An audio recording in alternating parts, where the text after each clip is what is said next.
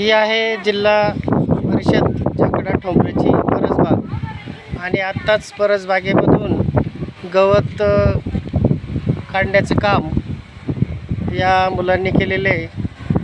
जवळजवळ जूनमध्ये आम्ही ही बाग तयार केली होती आणि या बागेमध्ये हळूहळू जे मेथी आहे, शेपू आहे, असे बरेच प्रकार आता उगायला सुरुवात झालेली।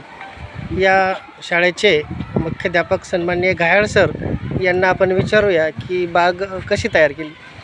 सर, ही बाग म्हणजे परसबाग आपल्या शाळेची परंपराच आहे। 2018 पासून ही बाग आपण दरवर्षी लावतो। यावर्षी वांगे ही उन्हाळ्यातच मार्च एप्रिलमध्येच लावले होते। ते आत्ताही मुलीच्या हातात वांगे दिसत आहे। ह्या दीपिकाच्या वेदिकाच्या हातात आत्ताही वांगे तोडले। सकाळीच एक ताट भरून वांगे तोडले होते की जे खिचडीमध्ये वापरले आपण। आणि इथं पालक आहे, मेथी आहे, त्याच्यानंतर कोथिंबीर लावली, त्याच्यानंतर चवळी लावल्या, आणखीन काय लावलं मुली? भेंडी लावली, आणखीन गोष्टी ह्या मुलींच्या हाताने लावल्या आणि हे सगळं सेंद्रिय खतावर आहे।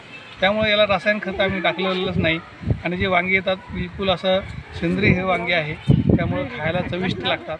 खिचडीमध्ये टाकून मुलांना त्याचा पूर्णपणे आस्वाद घेतला जातो। दरवर्षी आपण टॅमॅटो बटाटे लावतो आणि चांगल्या पद्धतीने ही परसबागेचा विशेष म्हणजे मागच्या वर्षी आपल्या शाळेचा नंबरसुद्धा आला होता, यशसुद्धा मिळालं होतं। त्यामुळं टाळ्या वाजवा मला।